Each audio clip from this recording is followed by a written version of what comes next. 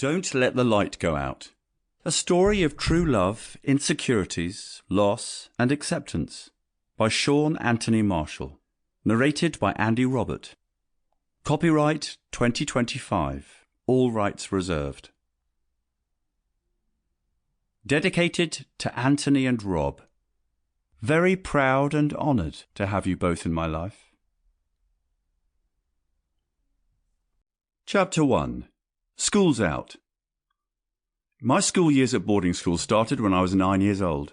It was an old mansion house. My time at Herne Court School was a blur of trying to survive in a system that did not understand me. I suffer from dyslexia. Not being able to read, write, or spell was my silent battle, my embarrassment, and my shame. I carried it with me every day, and to some extent still do.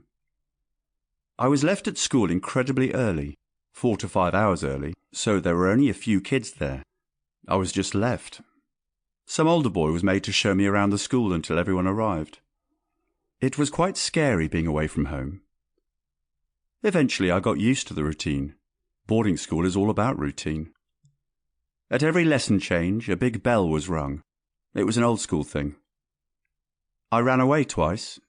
I had no idea where I was going. It was just a shout-out to be noticed. I got detention instead. At half-term, I would rather go to a friend's home than to my family home.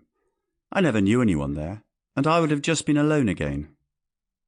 I only ever came home at the end of the school term, in the summer and Christmas holidays. 8 weeks of misery in unfamiliar surroundings. We moved around the country a lot as my dad was in the RAF. So I would come home to a new, strange town. I'd rather be at school. At least I knew people there. I got the cane, slipper, or detention many times. Sometimes a whack across the knuckles with a blackboard rubber. That was the punishment for not keeping to the rules in those days. I was not a naughty kid, but I always seemed to be the one to get caught. Teachers labelled me as thick and unteachable, telling me I would never amount to anything. Those words stuck with me, sinking deep into my bones. But more than the words, I used to think that because a teacher said it, it must have been true.